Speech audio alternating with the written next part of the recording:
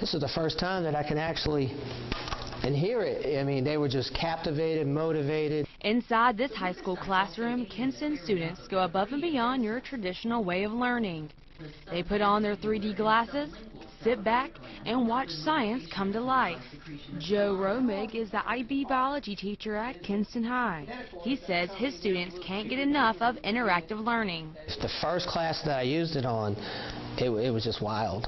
I mean, it was like sitting on a roller coaster ride. They were screaming and hollering and were trying to reach out and grab things. Elizabeth Brockter is a junior at Kinston High School and says the 3D technology makes it easier for her to learn.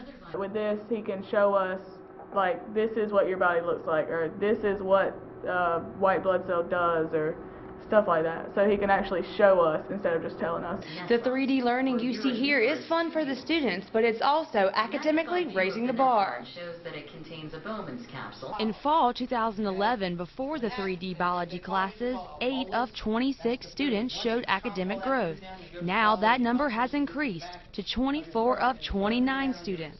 I had kids that probably would have been at a proficiency of a level 2, score level 3, even had a kid score a perfect EOC score. Romig says Kinston High also plans to use the 3D technology with chemistry, algebra, and geometry classes. Reporting in Lenoir County, Jamie Hicks, News Channel 12.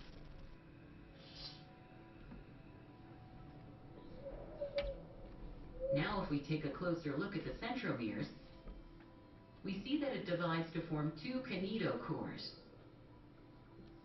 And each kinetochore